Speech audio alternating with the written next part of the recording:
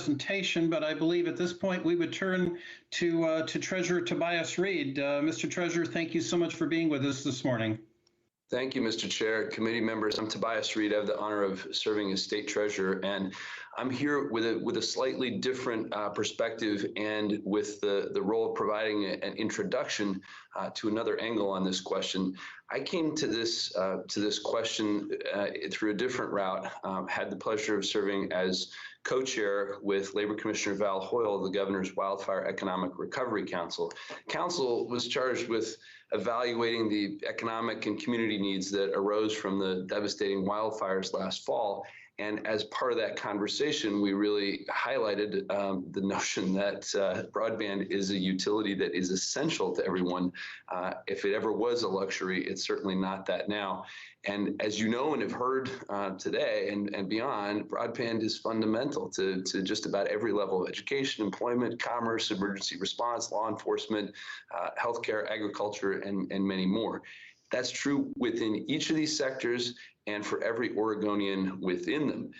Everyone needs access to affordable and reliable broadband. That means Oregon has to support and build infrastructure as well as ensuring the widespread access for the end user.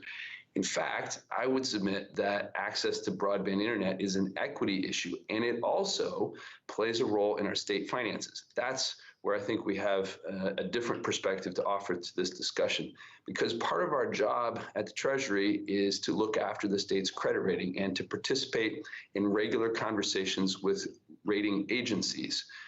We update them on what's going on in Oregon, on developments in the state, and respond to their questions and concerns.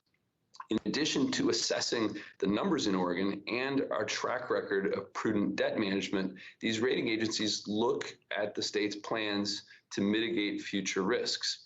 The point person on all these interactions and these relationships with the credit rating agencies is Treasury's Director of Debt Management, Jacqueline Knights. Many of you as legislators may remember our former Director of Debt Management, Laura Lockwood McCall. She retired in August 2020, and we were fortunate to be able to hire Ms. Knights as a very worthy successor, and in fact to align their schedules so that Ms. Knights and Ms. Lockwood McCall overlapped by about a month and ensured a really seamless transition. I could probably spend all the time you have allocated just reciting Ms. Knights' qualifications and background, but I'll summarize that by noting her experience at Williams Capital, a really strong and prominent firm where she led the public finance work and included the state of Oregon and the Department of Transportation specifically amongst her roster of clients. Decades of public finance experience elsewhere, including stints at JP Morgan and Bear Stearns, and including in that experience is a broad range of sectors, including general infrastructure, transportation, pension funding, public utilities,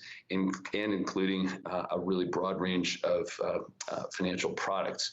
So my role is just to set that context about why does Treasury care about this beyond our interest in the general health of Oregon. And I'm happy to turn it over to Ms. Knights, who's going to give you a little more specifics about why broadband infrastructure is of interest to rating agencies and why it's so important to our long-term financial standing. Thank you, Mr. Chair and committee members.